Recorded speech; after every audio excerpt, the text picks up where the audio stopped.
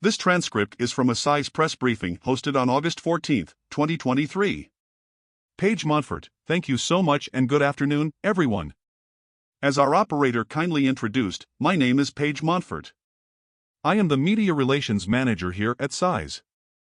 I really appreciate you joining us all here today for this briefing previewing the first standalone trilateral summit between President Biden, Prime Minister Kishida, and President Yoon, to be held at Camp David August 18, so coming up in just a few days here. I am joined by four outstanding Csis experts today who are going to weigh in on their expectations for this summit and on trilateral cooperation across the Indo-Pacific more broadly. Before I introduce them, I'll just briefly remind everyone of our agenda for today. So first we'll have opening remarks, brief, 5 to 7 minutes, from each of my expert colleagues. And then we'll go to your Q&A. And within just a few hours after the call, I'll share out a transcript to everyone who has RSVP'd, and that will also be posted publicly on csis.org. So now I'm going to introduce my colleagues in the order in which they'll be presenting their opening statements today. So first we will hear from Dr. Victor Cha. He is Csis Senior Vice President for Asia and holds our Korea chair. And Victor will be followed by Christopher John Stone, who is Senior Advisor and Japan Chair here at Csis. He will be followed by Emily Benson. She is the Director of our Project on Trade and Technology and a Senior Fellow in our Scholl Chair in International Business. And then Ellen Kim, our Deputy Director and Senior Fellow with our Korea Chair.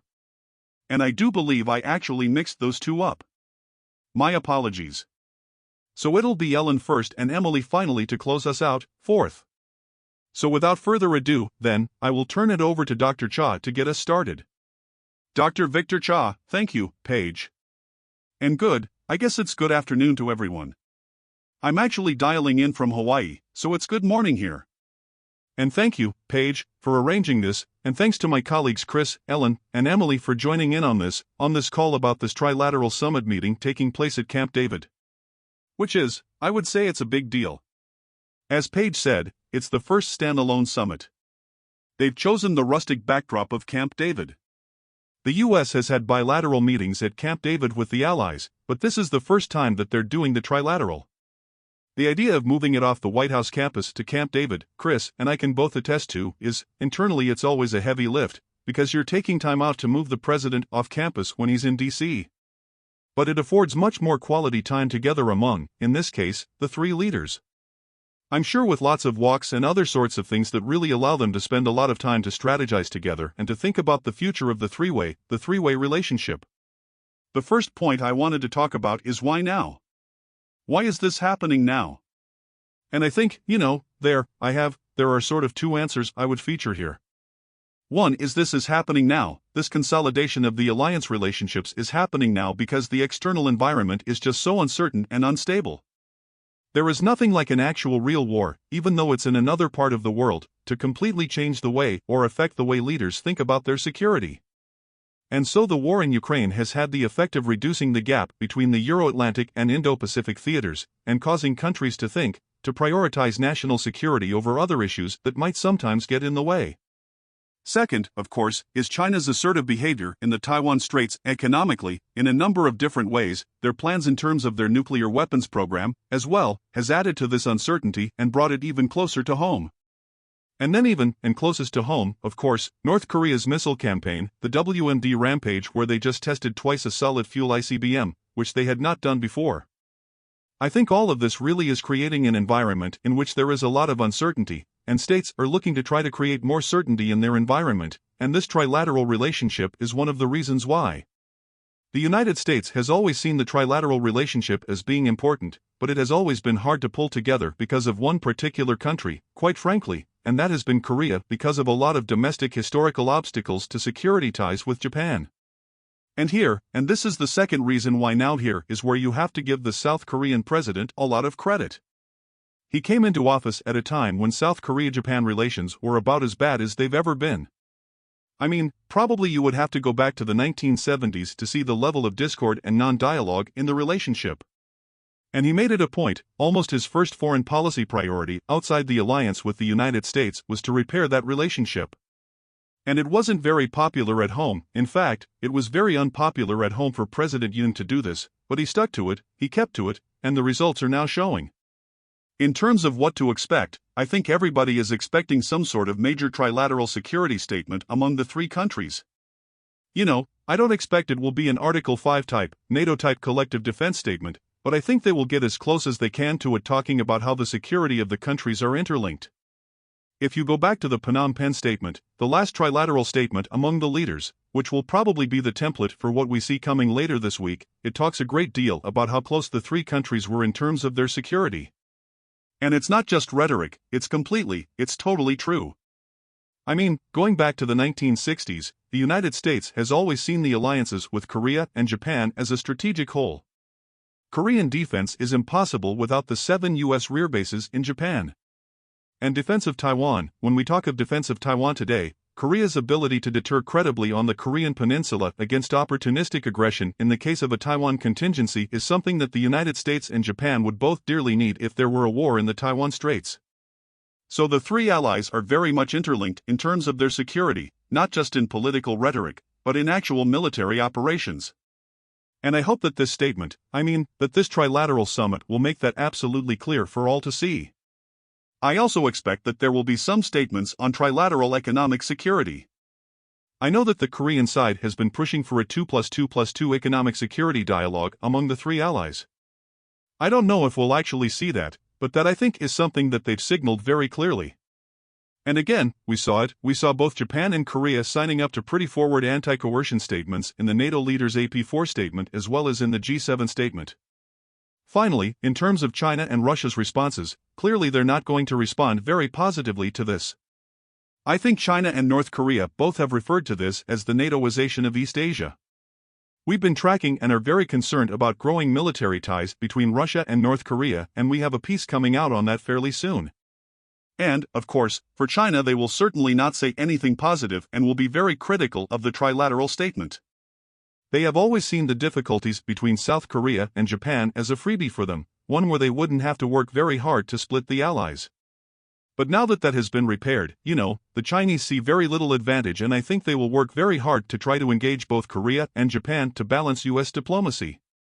So let me just finish by saying, the Biden administration deserves a lot of credit. This trilateral leaders summit is a culmination of a lot of hard work by people inside the administration for over a year now, and I expect to see really good things coming out of it. Thanks, Paige. Ms. Montfort, thank you so much, Dr. Cha. And I'll hand it now over to Chris Johnstone. Christopher B. Johnstone, thanks, Paige, and thanks to all of you for joining and to my Csis colleagues for participating in this as well. I'm Chris Johnstone, the Japan chair, and I'll just try to build a little bit on the great points that Victor made. First, just to underscore that this really is a historic event. These leaders have met several times. I think this will be the 5th time, but it's the first dedicated trilateral. All the others have been on the margins of some other multilateral meeting.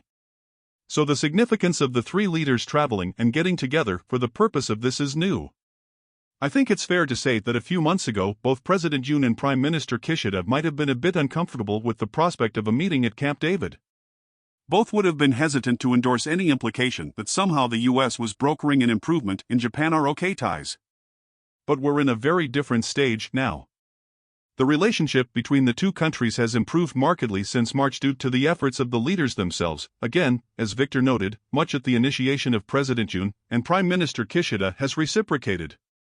So this meeting becomes, rather than sort of a peace-brokering meeting, one that's more of a culmination, a ratification of the progress that's been made in bilateral and trilateral ties, and an opportunity to sort of celebrate and highlight that, and so I think that's behind the receptivity to and the enthusiasm about a meeting at Camp David.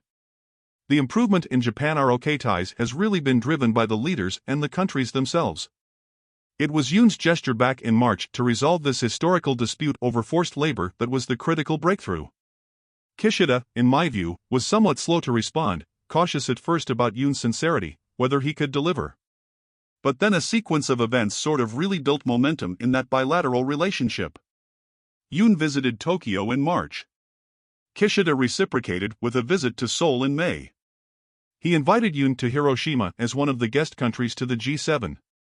They visited together a memorial to Korean victims of the atomic bombing. All this helped, I think, really turn the corner and put a real foundation under the bilateral relationship. And so a key point here is that Japan and the ROK together really did this on their own.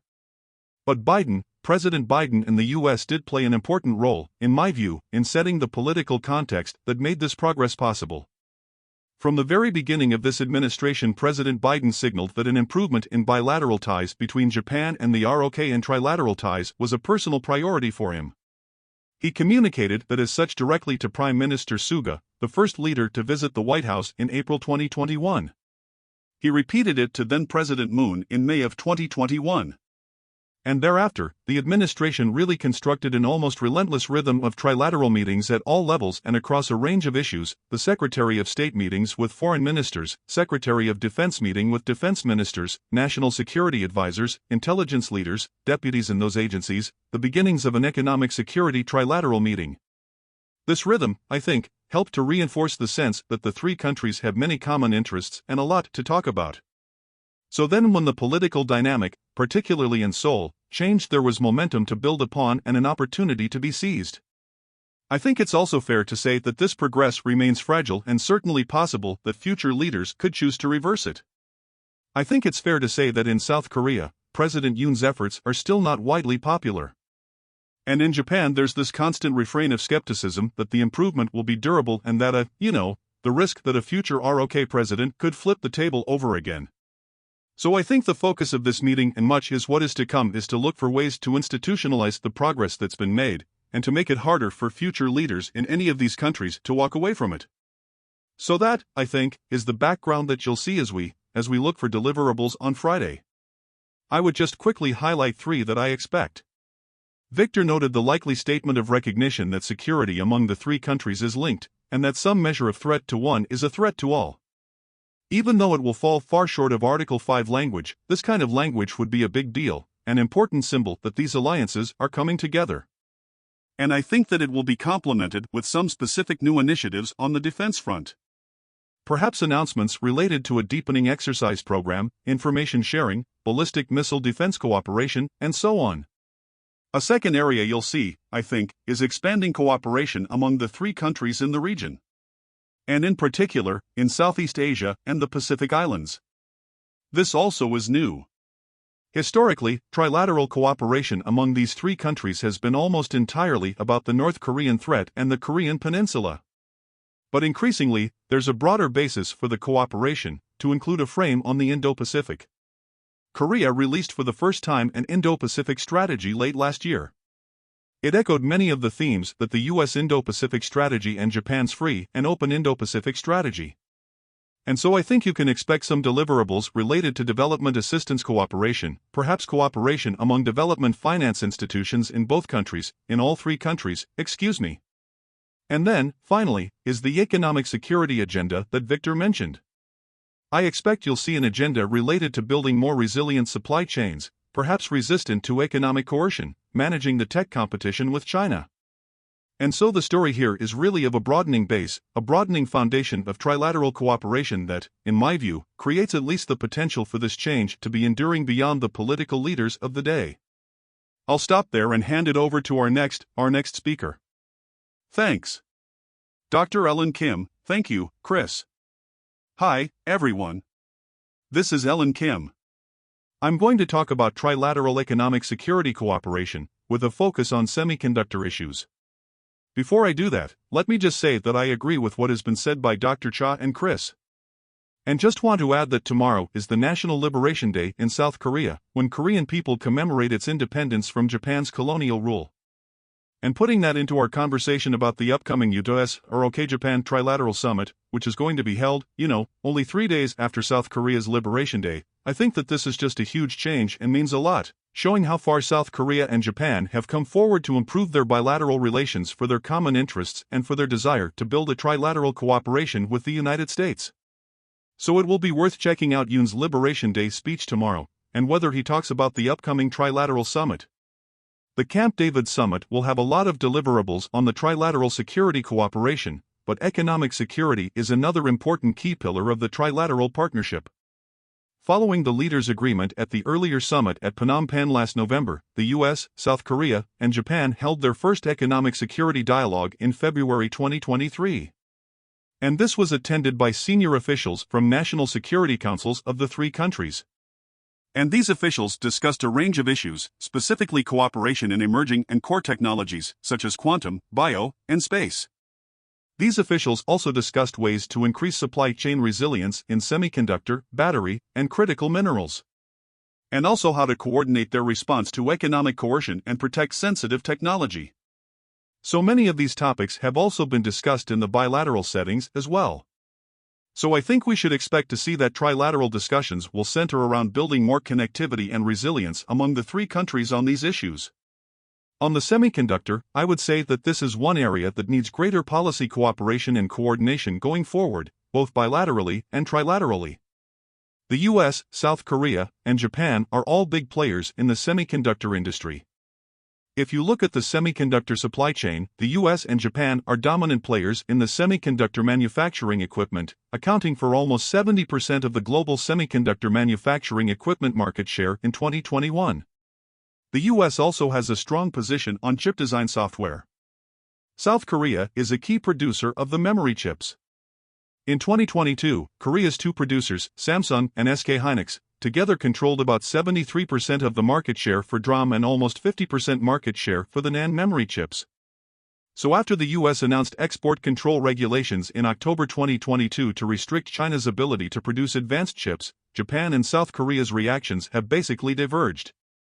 Japan enhanced its cooperation with the United States on export control policy with its recent announcement in March this year of its own export control regulatory framework and a list of 23 types of equipment that the country will enforce export controls starting from next month. On the other hand, South Korea, the US export controls have basically created a big dilemma for South Korea. Samsung and SK hynix need US semiconductor manufacturing equipment to produce their chips, but they are also heavily reliant on the Chinese market. Especially, they invested more than $30 billion to build huge manufacturing facility in China and around 40% of their memory chips are produced there. The United States granted South Korean firms a one-year waiver allowing them to continue their current chip production in China without upgrade.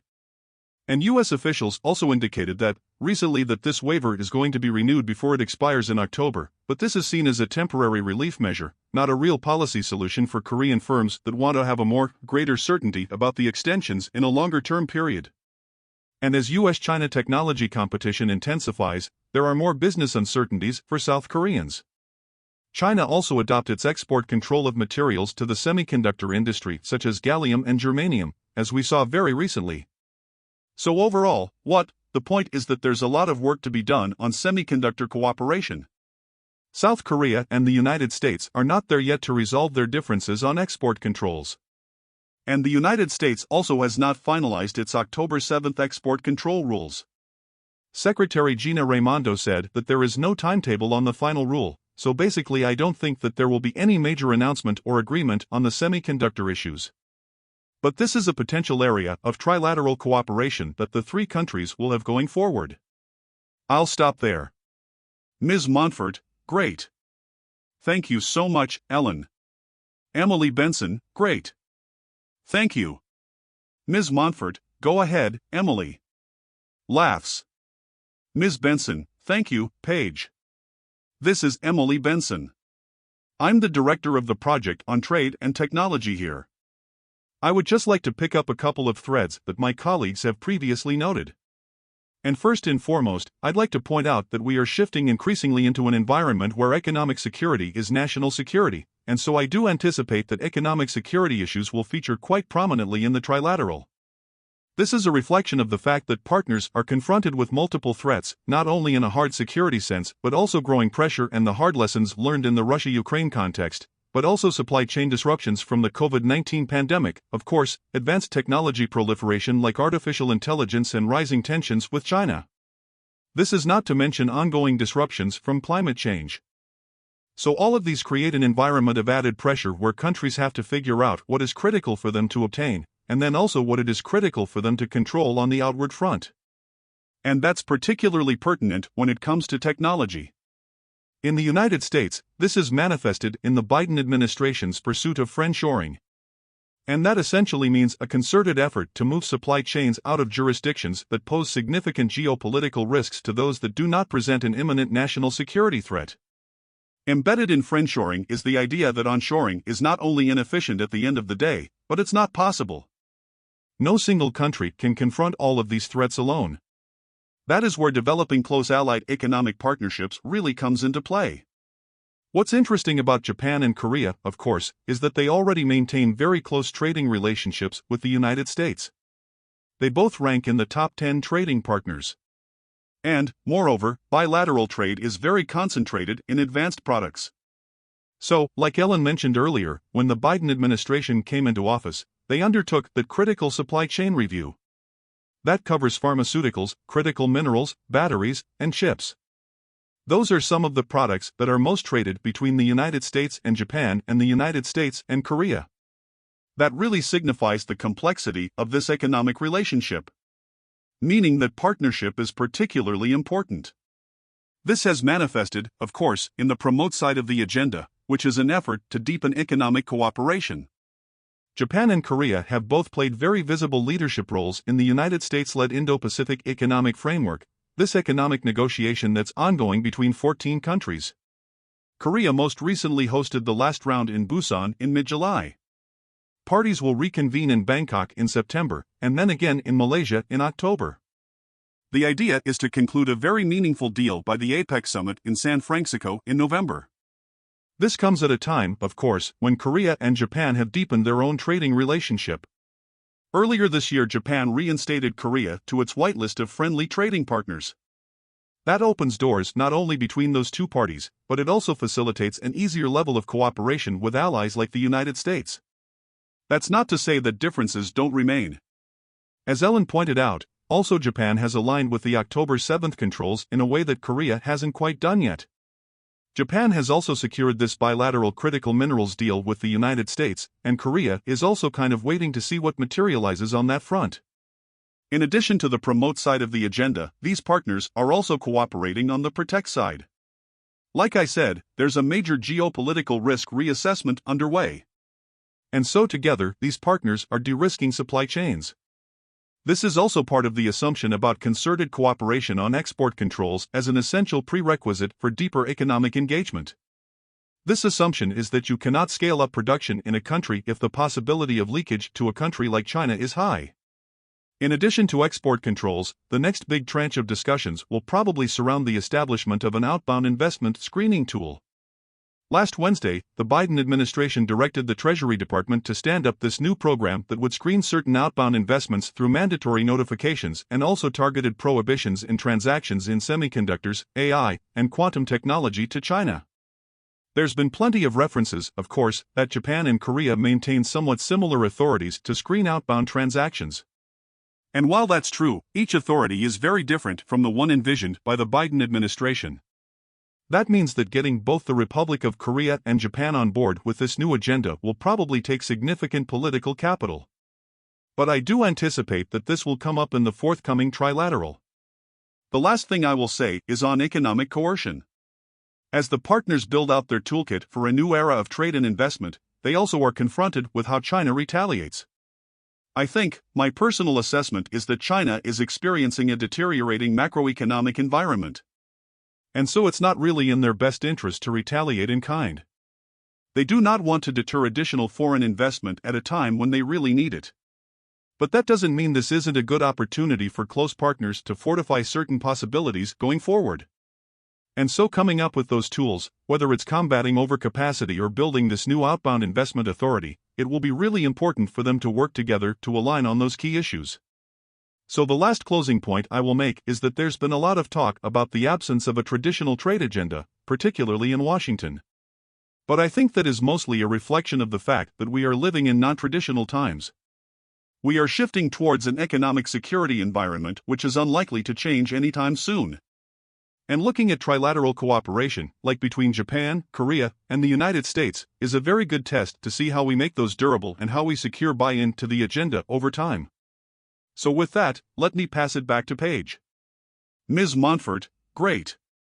Thank you so much, Emily. And thank you to each of my other colleagues for sharing your insights. For anyone who jumped in a little bit late, we first heard from Dr. Victor Cha, followed by Christopher B. Johnstone, third, Dr. Ellen Kim, and fourth just now Emily Benson. And so with that, I'm going to turn it back over to our AT&T operator briefly to let everyone know how to queue. And then we will go into our Q&A. Operator gives queuing instructions. Give me just a moment here. Sean Tandon with AFP, please go ahead. Question: Hi there. Thanks for doing this call. I was going to ask something about something that Christopher touched on, which is and I think the other speakers as well, but the fragility of this process. And that President Yoon, some of the actions he's taken, on reconciliation have perhaps led to this atmosphere. You're talking about institutionalizing that, making it so that this could take place in the future. Can you explain that a little bit? What could be done, perhaps, to institutionalize it? And what, if anything, is stopping some future leader of any of the three countries, for that matter, from halting this process? And on a separate note, Taiwan. You mentioned in the concerns about Taiwan shared by the US and Japan, largely. Is the ROK on the same page on that? Do you think the ROK sees Taiwan in the same way and seems to believe in the Taiwan Strait in the same way? Would they be willing to join in the same way with the other two countries? Thanks. Ms. Montfort, thank you, Sean. Chris, do you maybe want to start out with that first part, and then maybe Dr. Cha on the second, then others can jump in? Mr. Johnstone, sure. That's fine. Yeah, thanks for the question. Look, there's, of course, at the end of the day, there's little you can do to prevent a future political leader from walking away from the progress that's been made. But I do think that the more that the three countries can do to regularize, formalize, institutionalize the cooperation that they're building, the more difficult it becomes. And I think of a few specific things as examples. For example, by the end of the year, the three countries have promised to bring online, to operationalize real-time early warning threat data related to North Korean missiles. The mechanism that they're working on will essentially automate that information sharing. Once you do that, it becomes a significant political decision to turn it off. And so therefore, something of an institutionalized form of cooperation. Similarly, you can think about a trilateral effort to create sort of a long-term calendar, if you will, of military exercises and defense exchanges that extends sort of beyond the immediate horizon. Also a little bit harder to walk away from. Victor talked about the South Korean interest in creating an economic 2+2+2 mechanism for discussions on economic security issues. I think the more that you can create these structures, and these patterns of information sharing and cooperation, that it becomes more of a hurdle for future leaders to walk away from. But, at the end of the day, for me the key thing is that two things have changed. One is the strategic context that Victor noted, the rise of China, the growing concern in both Japan and South Korea about the implications of China's rise and its behavior across the region. That becomes a basis for cooperation that hasn't been there before. And second is what I talked about in terms of a growing sense of common purpose in the region. Not just related to the North Korean threat, but cooperation in Southeast Asia and the Pacific Islands on economic assistance, supply chain resilience, a whole range of issues that are new and, again, ground this relationship in a broader sense of common interest and common values. I'll stop there. Victor, on the Taiwan question? Dr. Cha, thanks. So thanks for the question, Sean. So I would just want to foot stomp the point that Chris made about how the strategic context has changed. Even if you have a change of government in, let's say, in this case in Korea that's less enthusiastic about bilateral and trilateral security ties, that future leader is going to be dealing with an external environment that's quite different from what the previous government in Korea dealt with, again, in the sense that it's not just China's rise, but it's China's rise in the context of an unprovoked attack by another major power on a smaller power in Europe. I mean, that changes the context of everything, and I think that is very important, and we should not underestimate the role that will play. And in terms of the Taiwan question, so this meeting, just my personal impression from talking to folks, being involved in different meetings and things, but my sense is that because of the war in Europe and because of the increasing tension across the Taiwan Strait, the conversation among the three allies on Taiwan's defense has really changed, and the way it would change is, I would say in the past, there was a lot of talk about hemming and hawing and hand-wringing. Is Korea going to be involved? Are they going to help out, or are they going to just sort of sit on the sidelines and hedge? And I feel like the conversation now has changed to one in which there's sort of serious and candid discussion about, if something were to happen in the Taiwan Strait, how do we prevent a scenario in which there are two contingencies in the region that really stretch U.S. resources?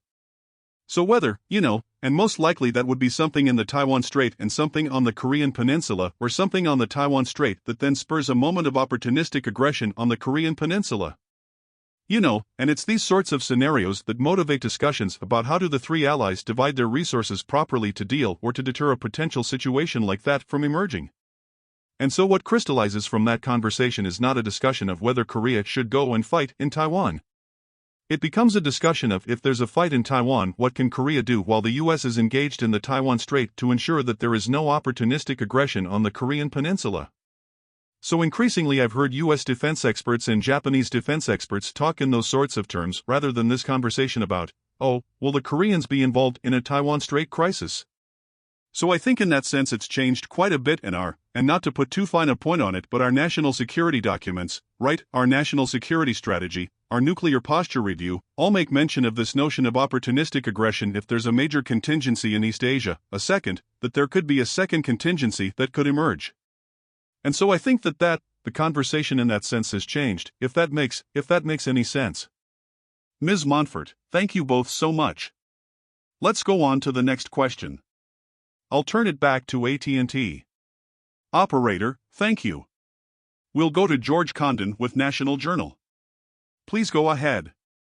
Question: great. Thanks much for doing this. I have one broad question and one more narrow. When President went to the ASEAN and East Asia summits, he thought it was important to reassure the other leaders that the Indo-Pacific we were there for the long term and they're a priority to us, even with the focus on Ukraine. Is there still a need to do that? And then the broader question was just touched on. How much does China hang over this summit? I mean, it was suggested that some of this trilateral cooperation is driven by the growing assertiveness by China. Ms. Montfort, thank you, George. Who might like to start with that? Dr. Cha, Chris, why don't you go ahead? Mr. Johnstone, okay. Yeah. I think when the war broke out and Russia's invasion of Ukraine, there was this, concern, certainly among partners in Asia, that the US would be distracted by the war in Europe and unable to continue to give dedicated focus to the Indo-Pacific.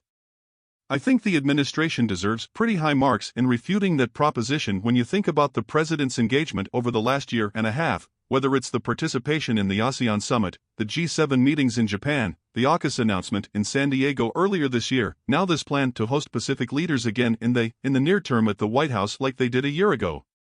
So I think in the main the region is assured that the United States remains focused on the Indo-Pacific. The challenge, I think, for the United States is exactly the set of issues that Ellen and Emily talked about, and that is the challenge of sustaining a robust economic engagement strategy at a time when political support for free trade agreements is not what it used to be. That, I think, is the hole in the administration's strategy. It's a function of politics here. I think it's unlikely to change in the near term. So while the administration has done, I think, a good job reinforcing the focus on the region and the focus on China, there is that economic engagement piece that remains lacking, frankly, and a source of considerable demand signal from our partners. I'll stop there. Dr. Cha, hi, George. This is Victor. Let me just add, just to pick up where Chris left off. And I don't know if Emily would like to add anything to this. The trade piece is not at all disconnected from the de-risking, anti-economic coercion piece, right? Because the administration does talk about how their de-risking strategy is not just about protection supply chains, but it's also impact mitigation in the sense of helping countries that have been targeted by China with economic pressure. And a big part of that, at least conceptually a big part of that impact mitigation strategy is also to provide trade diversification to allow countries, let's say, whose exports all of a sudden have been, the Chinese have stopped importing, they've, imposed an informal import embargo on the exports from a particular country, that targeted country can then trade diversify to other markets. Well, if we're not willing to make our markets accessible as part of that strategy, even as part of that strategy as opposed to, a broader trade access strategy, that undermines our own effort at de-risking and anti-coercion strategy. So Chris is right. This piece is sort of deficient overall in Asia policy. But I would completely agree that the administration has demonstrated really beyond anything anybody could have imagined all of these new initiatives and these efforts in the Indo-Pacific, even as the US is involved in this war in Ukraine. On kind of driving the trilateral, I wouldn't. I mean, certainly I think it's, again, going back to the point about the strategic context has changed. Certainly China and their behavior is a motivation or something that will be talked about a lot behind closed doors among the three leaders. You know, whether they'll make explicit statements about China in the trilateral statement, I don't expect that will happen. I mean, I expect that they may restate some of their points that they've made earlier about Taiwan in defense of Taiwan and freedom and democracy in the Taiwan Strait. But at the same time, though, I think the conversation about economic security, the conversation about interlinked national security, these things you can read between the lines are about North Korea, they're about China, and they're about Russia. Ms. Benson, if I could just pick up on a couple of things that are on economic security and trade, I agree that the administration will eventually have to confront the fact that most of its allies are demanding more on the trade front. What's interesting is that there is new data that came out last week to suggest sort of a domestic party flip in the United States where 74% of Democrats have a favorable view of international trade engagement, and that's a very significant flip from where we were 25 years ago. So I'm not entirely convinced that the domestic politics aren't there for more action on trade. I think also it's worth bearing in mind that the administration's agenda requires a lot of time if we are de-risking supply chains, engaging in friendshoring. We are moving production, we're moving inputs, we're completely reconstituting supply chains as we know it, and that takes a lot of time and a lot of effort. The other element, I think, that tends to get lost in discussions is the tendency to think that friendshoring will naturally result in less trade, but I think it's a little early to make that assumption because we're facing this immense need to accelerate on the green transition, we're building new quantum technology industries, and so there is really a need to deepen engagement. But that doesn't mean that that needs to be an engagement model based on over-reliance and significant risk undertaking. But that's a long way of saying, I think, in the next couple of years some of this will come home to roost if there is not an effort here in the administration to offer more market access concessions, and to actually follow through on concluding some of those deals. And there definitely is a role there for more traditional aspects of trade policy. Dr. Cha, it's Victor again.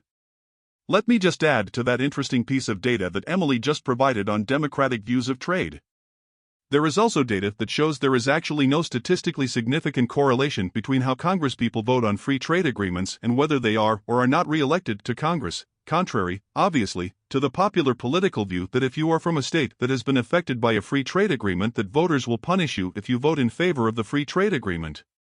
But there is actually data that shows there's no link there, so that's just another data point. Ms. Montfort, thank you so much. We will go over to our next question. Operator, thank you. And again, it is 1-0 to ask a question. We'll next go to Rio Kayamiya with Asahi News. Please go ahead. Question. Thank you so much. Can you hear me? Ms. Montfort, yes, we can. Thank you. Question. Okay, perfect. Thank you for holding this call. I have a question. The trilateral cooperation on extended deterrence. In April, US and ROK agreed on Washington Declaration, and they announced establishment of Nuclear Consultative Group to strengthen extended deterrence. And now it seems that the US wants to expand such bilateral cooperation on extended deterrence to trilateral cooperation and create a new trilateral framework. And how do you expect such discussions on trilateral cooperation on extended deterrence to proceed? Ms. Montfort, thank you, Rio. Dr. Cha? Yeah. Mr. Johnstone, Victor, do you want to start or should I? Dr. Cha, I'll go ahead. So I'll just say that I think it's a great question, and I think that's right. The administration, I think, is interested in doing the NCG. The launch of the NCG between the US and South Korea I thought it was very successful.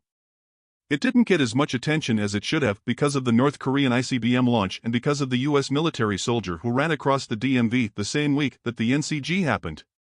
But the NCG, the port call by the US nuclear submarine, these are all really important efforts, both in terms of signaling and in terms of the capabilities that the US and ROK can bring to bear. The important term one of the most important terms I thought coming out of that agreement was the focus on combining and coordinating South Korean conventional military capability with US nuclear capabilities, which is again a good sign of, that a role that South Korea, not only that they understand, but they are involved in some of this nuclear planning. Chris can speak to this better. Japan has its own extended deterrence dialogue with the United States, and I certainly think there will be efforts to, not so much, I don't know if it's so much to link them up, But to add a third element to it, which is I don't think that the US will get rid of the NCG or the US-Japan Extended Deterrence Dialogue, but adding a third piece to it, exercising, tabletop exercising, things of this nature. Over to Chris. Mr. John Stone, yeah. I would just add, firstly, I agree with everything Victor just said. I mean, the US and Japan have a long-standing, more than a decade-long, process, the Extended Deterrence Dialogue, that is really quite mature and sophisticated, the level of discussions on the issues. There was just a meeting a couple of months ago. And I think there continues to be an important role for bilateral discussions on these issues for both Japan and the ROK with the United States. I do think there's value in supplementing, as Victor said, with occasional, perhaps sort of ad hoc trilateral engagements on these issues. But I think there are particular issues to both countries that warrant bilateral conversations. So it's my hope and expectation that those separate forums will continue as they are. Over. Ms. Montfort, thank you, Chris. And then Emily, Ellen, anything you two would like to add before we move on to the next question? Ms. Benson, nothing from me. Dr. Kim, nothing for me. Ms. Montfort, great. Thank you both. All right. We'll go to our next question. Operator, thank you. It will come from C. Yang with Voice of America. Please go ahead. Question. Hi. Thank you. Thank you for doing this. Can you hear me? Hello? Ms. Montfort, yes, we can. Thank you. Question. Yeah, thank you. It's C. Yang from the Voice of America. Dr. Cha just mentioned that China would not be happy about the trilateral summit. So my question, what is China so afraid of, the closer relationship of the three countries? And the second question is, China also tried to strengthen its ties with Japan and also South Korea. So my question, can China pull these two countries away from the United States? Thank you. Dr. Cha, thanks for the question. In terms of what is China afraid of, during the Cold War, China used to refer to the US-Japan and US-Korea relationships, and trilateral aspects of that, for example, in things like the Nixon-Sato Joint Communique, the Korea Clause and the Nixon-Sato Joint Communique that came with Okinawa reversion. They used to refer to that during the Cold War as the Iron Triangle. Of course, this was before China had any power projection, force production capabilities. So I think, the threat, that China is, that they see themselves as having less leeway and less room when the three allies are together. When the three allies are together politically, economically, in terms of security, China has less room. China prefers to deal with every country in the region bilaterally rather than as a group, because they can exercise a lot more leverage when they deal with them bilaterally than when they can isolate and deal with each country bilaterally than as a group. So, I think for this reason that the Chinese don't like trilateral cooperation. I'm sure that they are very unhappy with this trilateral meeting that will take place this week. Their response to it has been to try to engage bilaterally with both Japan and with Korea. The carrot that they've been using with Korea is that Korea really wants to restart the ASEAN +3 summit, which has been delayed, postponed, because we COVID initially, but then afterwards for other reasons. Korea's scheduled to be the next host of the +3 summit, and so they really wanted to get that restarted. And that is what they have the Chinese have been using to try to draw the Koreans to sort of balance US diplomacy with that on the table. But in general, I think, the Chinese are not happy with trilateral cooperation on missile defense. They're not happy with trilateral cooperation on sharing of intelligence. All these sorts of things they would not be happy with trilateral cooperation on energy security, on economic security, things that constrain the environment in which China is able to act and leverage their economic and military weight in the best way they can. Question. Thank you. Dr. Kim, I will just add that China is worried about this upcoming summit because China tend to see this growing US or Japan trilateral cooperation as the possible emergence of the trilateral alliance. And this was evident in China's insistence its three-nose policy, in the case of the THAAD missile defense system, it's cases where, China asked South Korea not to bring on other US additional THAAD missile system in the country.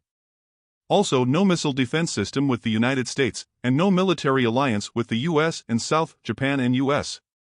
So this was clearly shown that China is afraid of this growing trilateral cooperation, to become trilateral alliances that will contain China in the region, I think.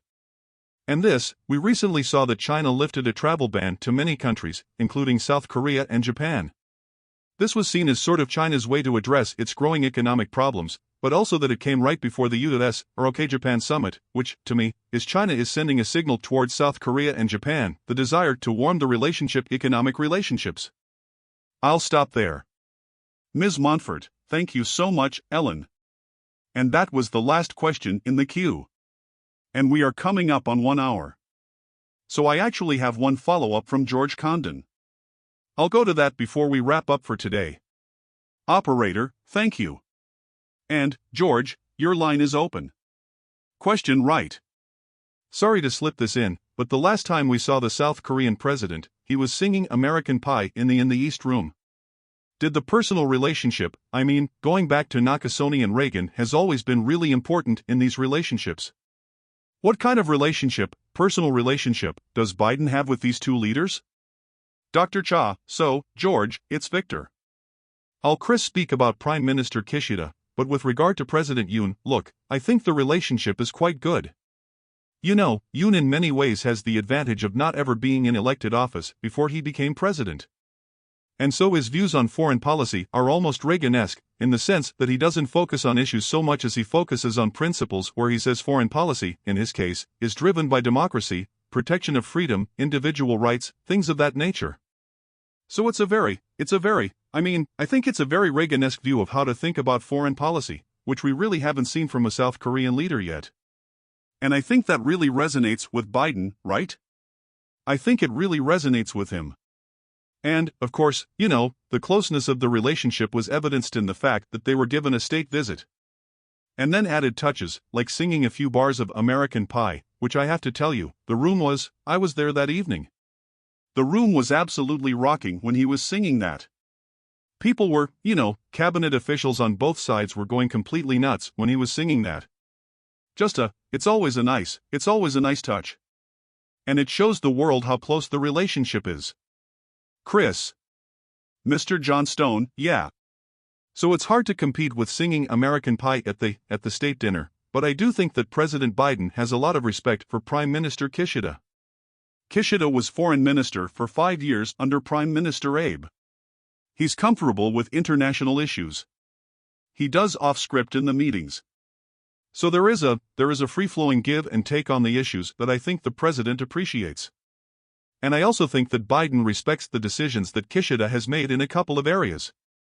First, the decision to support Ukraine and to join with the G7 so forcefully in responding to Russia's aggression. Seems sort of automatic now, but the history of Japan's relationship with Russia, particularly under Prime Minister Abe, would have suggested a different set of decisions. So I think the boldness of Kishida's leadership there had an impression. And then the very significant defense reforms that Japan has embarked upon under Kishida, the doubling of defense spending, near doubling, I should say, investment in certain capabilities. All of this, I think, has created the sense that Kishida is a consequential leader, perhaps not Abe in sort of the level of vision, but a very consequential leader. And I think that'll be on display at this meeting at Camp David. I'm told that the lunch will be basically the president plus just a couple of aides, and the same for the other principals. So there's a level of intimacy, I think, that will be on display in the meetings. Thanks. Dr. Cha-Page, before we sign off, can I just let the group know, whoever's left on the call that, so after the Camp David summit, we will be hosting our own trilateral on August 29th with Dr. Kurt Campbell, Ambassador Cho from South Korea, and Ambassador Tomita from Japan. This will be at Csis on August 29th. We haven't publicly announced it yet, so all of you on the call get a preview so that you can RSVP first as soon as we announce it. We'll announce it the day of the summit, August 18th, after the press conference. But that'll be August 29th at Csis. I think it's at 9 a.m. Is that right? Mr. Johnstone, yes, that's right, Victor, 9 a.m. on the 29th. Dr. Cha, okay. All right. Paige, over to you. Ms. Montfort, great. Thank you so much, Dr. Cha. And thank you, everyone who joined in, all of you, for sticking around here at the end. We really appreciate you taking the time. And we will have that transcript out to you within just a few hours today. Please feel free to reach out to me, Paige Montfort, by email or by phone if you have any follow-up questions or other interview requests in the lead-up to the summit this week or following the summit, or have any questions about the event that Dr. Cha alluded to.